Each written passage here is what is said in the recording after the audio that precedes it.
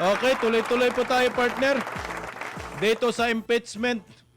Unang impeachment pa lang pinag-uusapan natin. Ito, pangalawang impeachment. Mainit na usapin po ito kagahapon dyan sa Kamara.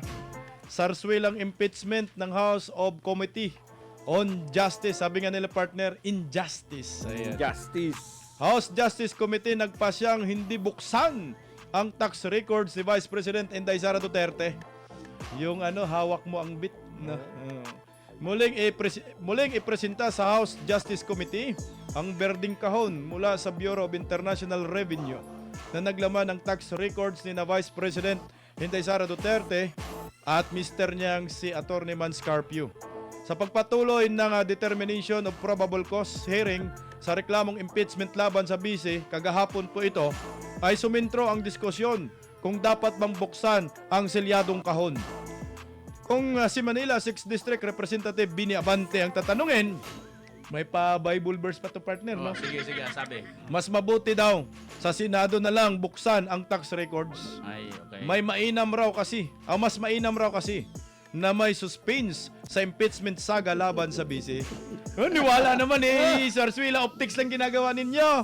Sabi niya ito yung official statement ni Bini Abante na nanalo pa.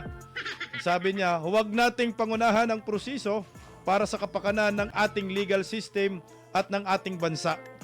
'Di ba? Mas maganda na may suspense. Ito naman yung banat ni Akbayan Representative Shell Jokno. Sabi niya sa salitang English, banyaga, it would be more prudent for us to leave this to the Senate to decide whether to open the box or not. Partner, ano ang masasabi ninyo dito, partner? O meron pa pala. Sige, tuloy lang. Okay na pala. Tuloy mo muna. Ang sabi naman ng 1st District Representative Janet Garin, ito yung mahiwagang box, ha? Ang puso ko ay sumisigaw na nabuksan. Subalit kung puso ko lang ang pakikinggan, ay pwedeng mailagay at malihis ang dapat nating gawin. Ayan, partner. At humamo naman po si Congressman Marcolita. Alam ko bitag to, partner, no? Binitag ni Marcolita to, partner. Sige. Sabi ni Marcolita, either the committee to open the box, but with kabyat. Ayan. Siguraduhin niyo po na hindi kayo nakalalabag sa batas. Ang lumabas po na boto na pagkasunduan po ng committee, magulat po kayo. Ilan? 6 lang po ang pumayag na buksan. Akala ko ba gigil kayo buksan? 38 naman po ang nagsabing, huwag niyong buksan dahil ito ay may paglabag. Ano po ang inyong masasabi dito, mga kapartner? Ako, partner, nakikita ko dito, mukhang nakaramdam na sila ng napaso na sila doon sa naunang paglabas. Kasi di ba nauna yung kay Manscar, sa AMLAC, kay Manscarpio. Tapos kinasuhan sila. Kay Atty. Manscar. Tapos kinasuhan sila ngayon. So dito, nakaramdam na sila, teka, gusto nyo pa ba times 2 yung kaso natin dito?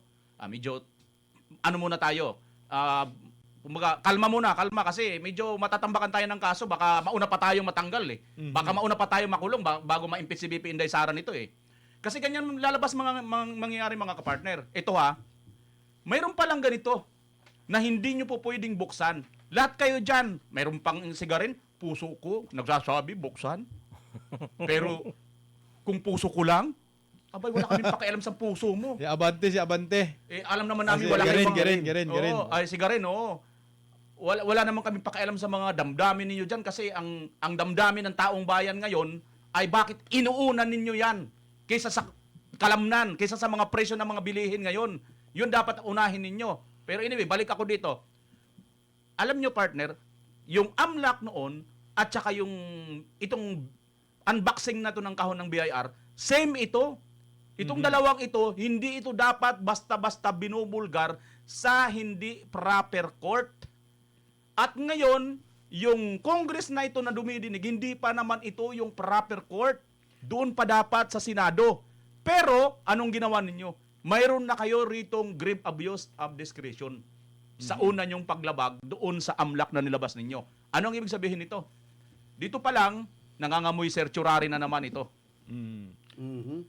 Parang partner, hindi talaga nila bubuksan yan, partner. Kumbaga, optics lang ba?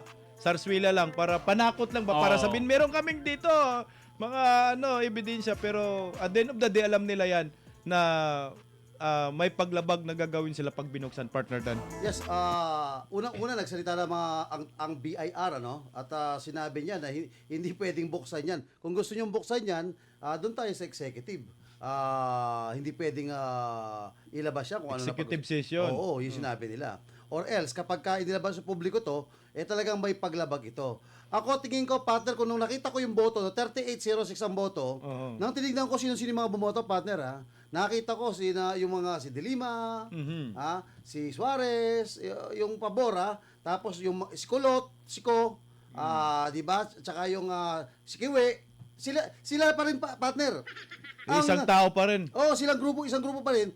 Pero ito nanindigan na itong mga to nakita nila. Tatamaan tayo rito Tatamaan tayo. Ituwid natin.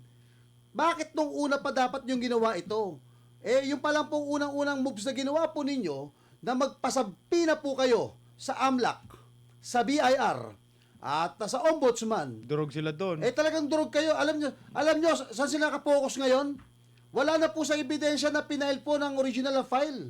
Dapat po magdidetermine po dapat ang Committee on Justice doon sa naunang isinumiti po nila. For example, ako po ay magrereklamo sa prosecutor. Ano po? Ang dala ko po ay ang aking affidavit at ang mga witness. Bago ang dala ko ngayon ay ebidensya. Isusumiti ko po yan sa prosecutor. Pagbigay ko po dyan, naturalmente para hindi maging one-sided, papatawag po yung kabilang panig. Para sa responde, papasagutin.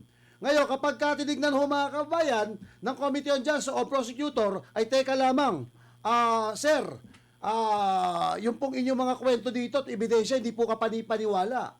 Sir, baka po pwede po gawin natin. Pasampinahan po natin yung pinaghihinalaan kong bangko na bangko ni ka BMR at saka ni partner Badong. Sila po kasi ang pinaghihinalaan kong pinasok doon yung mga nakaw na pera. Ang sagot naman partner ng Committee on Justice, sige, pasampinahan natin. Ngayon, ito, pinasampinahan. Nasaan na sila pinag-uusapan ngayon? Wala na po sa original. Nandun na po sa pinasampinahan. Nandun na sila sa optics nila na pinaiingay po nila. Kita mo, bilyon ng pera doon sa pera ni Mans Carpio tsaka ni BP Sara. Kita ninyo, itong hawak ko ang beatbox. Ayaw pa buksan dahil natatakot sila. Nakita nyo na ngayon ng mga social media, kita mo, takot si BP Sara, nabulgar, bilyon-bilyon ng pera.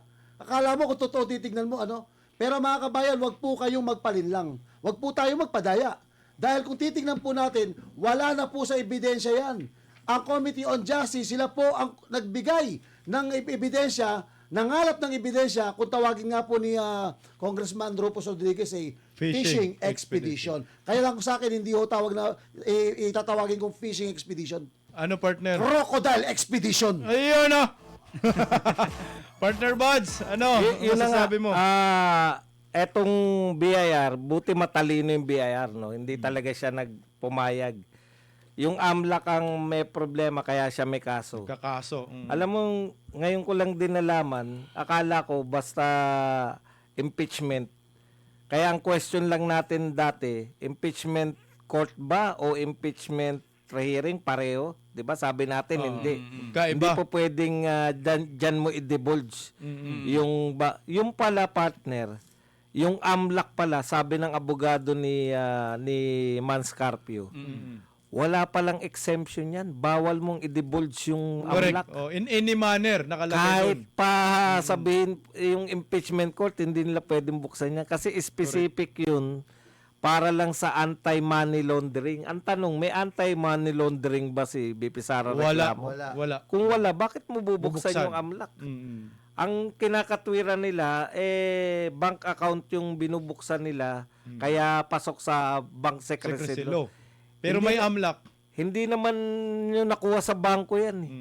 Ang nagbigay yung AMLAC. Kahit pa sabihin nyo na galing sa bangko yan, yun yung kinakatwiran nila, di ba? Pero bawal yung ginawa ng AMLAC. Sa bank secrecy law, lulusot sila. Kung impeachment yung ikakatwiran nila. Pero kung sa AMLAC, AMLAC yung pinanggalingan, wala namang Anti-Money bangko. Laundering Act. Kunwari, partner, BDO yung nagsalita. Ito po, pera sa bangko ni BP Sara. Yun, pwede kasi impeachment. Pero yung AMLAC, kahit na ano pa. In any manner no nakalagay. exemption. In any manner. Kahit walang exemption ng batas. Lalabag ka sa Anti-Money Laundering Act law. Correct. Kaya lang partner, kahit pa yung ganyan halimbawa, hindi pa rin nila talaga yan dapat buksan dyan kasi dapat dun pa lang yan sa proper court. Yun nga yung Senado. Hindi nga partner eh. Regardless na nga kahit na nga nasa Senado tayo eh. Oo. Hindi pa rin pwedeng buksan yung AMLAC. Correct. Sa Bank Bangko Secrecy Law. Secrecy Law. Iba yung Bank Secrecy Law. At saka Iba sa yung AMLAC. AMLAC Law. Oo. Iba yun. Kaya kahit na nasa Senate na, kukwestiyonin pa rin yung bakit nyo bubuksan yan, according sa law, bawal. Kaya ang bubuksan mo yung mga bank account Ng bank account. ng ayon sa Bank Secrecy Law.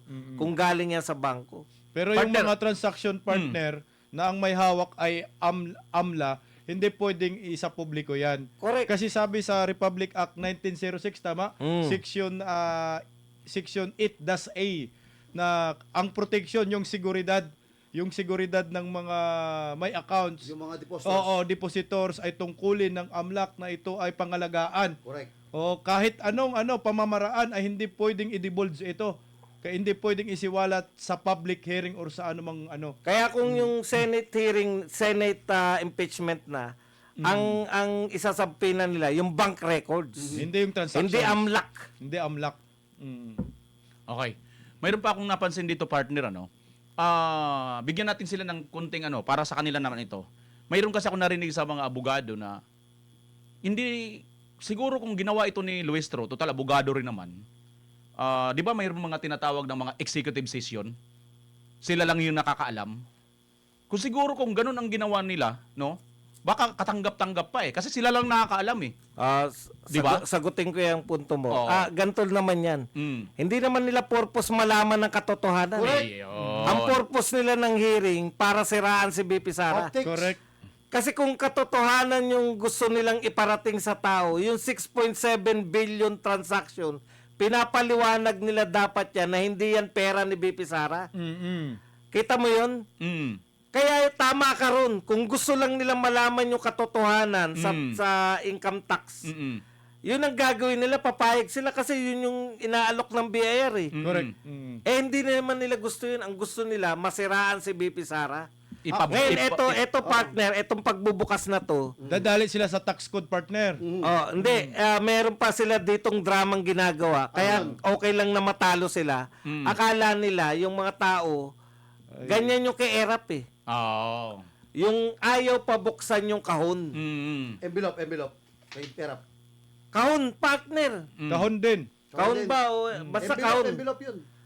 Ayaw nila, pinagbotohan nila, tapos nag-walk out yung mga prosecutor. Doon na yung, yun na yung start ng people power. Oo. Tapos bumaba na lang si Era. Ngayon, eto, ang effect nilang gusto makita rito, pinigilan nila, magwawala yung mga tao. Ba't yung pinipigilan yung Oo. katotohanan? Wala eh. Wala.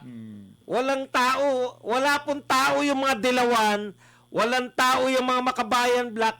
Walang taong sumusuporta na kay Marcos. Correct ka dyan, partner. Pro Duterte na lahat, karamihan ng mga tao. Kaya yung mga magkakatotoo yan, pag binalahura ninyo sa impeachment si BP Sara, diyan maglalabasan yung mga tao. Father, pa-rejoin lang ako kay Father. Ang ibig sabihin nito, Father, tama yung sabi niya, paninira. Kaya ang ginagawa nila, tinitira nila ngayon yung trabaho na ng Senado, tinatrabaho nila, at nagkakaroon ngayon ng para tinatawag na, Father, yung sa media, yung Trial by publicity.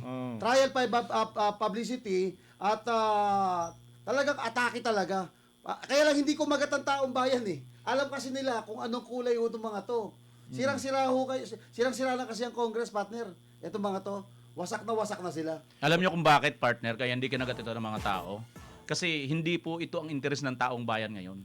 Ang interes po ng taong bayan ngayon, kayo na mga congressman, mag-convene kayo para sa kapakanan ng ekonomiya natin. Correct.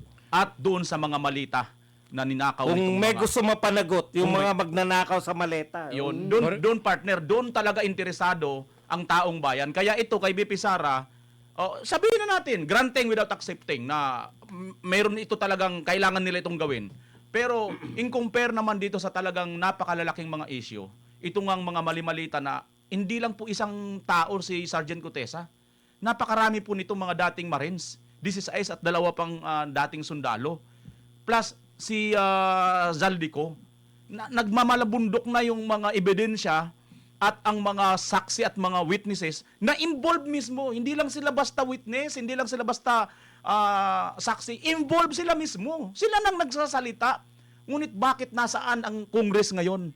Hindi. Nandito kami kay Sara kasi ito yung mas importante. Kaya ngayon, ng tao, kahit anong gawin nilang gimmick, kunwari, magbubukas ng kahon, kunwari, paaway ipik, hindi binuksan, ayaw mo dyan. Walang maniniwala. Hindi kinakagat. Kaya- Partner, isa na lang 1 minute. Yung mga kinasuhan, napunan nyo ba si Shell Jokno, si Laila de Lima, tsaka si Aha. Percy? Mm. Wais yung majority. Mm. Sila maingay din naman si Chua tsaka si Redon. Pero alam nila yung limitasyon nila sa batas. Mm. Etong tatlo na minority yan di ba? Oo. Nawaisan sila nila Redon tsaka nila Ni Chua. sinusubo sila na sinusubo. Kami ligtas kami, banat kami ng banat, pero ligtas kami. Kasi alam nila yung mga hindi dapat gawin. Pero Uso si, kasi mga si abogado. Dilima partner, talagang nanindigan. Buksan na natin. Si Percy. Hindi, tsaka, Laila Dilima. hindi, doon partner ang kaso nila, doon sa sa AMLAC Oo. Yung pagde-divulge nila Ay, dun sa Nawawaisan sila ng mga majority Naisahan. na naiisan sila na, sige, laban kayo ng laban, okay para sa amin yan. Pero sila yung sinusubo. kinasuhan. Sila yung Sila hindi kinasuhan. kinakasuhan dahil Correct. hindi naman sila naglalabas Oo. Ang Bumabanat nag-motion- si Chua, bumabanat si Redondo. Pero yung nag-motion, sila ni Laila Dilima at saka si Alam mo, Partner, This bakit? yung joke, no? Alam mo, isa sabi ni Partner Bads, alam mo, bakit? Kasi etong mga tatlong ito, wala nang sisirain sa mga yan. sira na ba? Sira na yung mga yan. At pangalawa ho, etong tatlong ito, napansin ko lang, ito, akin lang pong naobserbahan ito. Naalala ko nung 2023 na pag-aproba ng budget. Sino yung tatlo na yan muna? Sila Dilima. Actually, 5 yan eh. Hindi, pero yung tatlong tinutukoy mo. Dilima, si Denya, si Ko, ayan. At dati sila rin yung sila rin ito. Sila rin ito. Dati kasi sina Francisca Castro, si Raul Manuel at saka si Brosas. Kung maalala po ng ating mga nanonood dito, inaproban po ang budget ng OBP noong 2023 to 2024. Naalala niyo to, partner? Sino po ang kalaban ng mga ito? Alam niyo po ba, para malaman ng ating mga nanonood, ang kalaban po niyan, etong sina Garing, etong sina Luistro, eto pong sina Sandro Marcos. In fact, habang nagsasalita po, eto pong mga ito, mga kaliwang grupo, pinatayan po ng mikropono yan sa deliberating budget nung inaproban po yung budget. Ano po yung ini-insist po nila nun? Yung confidential fund na 125. Ngayon ho mga kabayan, yung dating pumapatay ng mikropono, yung dati hong wino-walk out sila, magkakasama na ngayon. Hindi kasi siya pinaniniwalaan. Nakukuha po nyo, 2026, kakampi na po nila. Pero sabi ko nga dahil dati na po silang sira, gusto lang ipasubo. Wala naman sa interes ang gobyerno ng mga yan. May sariling gobyerno po mga yan. Para malaman ng ating mga kababayan. Tandaan po natin to. Wala po silang interes. Totoong interes sa gobyerno. Dahil may sinusulong silang pansariling gobyerno. Now, balikan ko lang po ito. Para sa ating mga kababayan, para hindi po tayo malinlang, para hindi po tayo maloko. Etong mga to, pinapasubo po ng minority. Yung black na to, yung mga majority. Kaya sabi nga ni Father Buds, wais, matalino. Kaya ho ngayon, sino nakasuhan? Sila lang. Sila lang.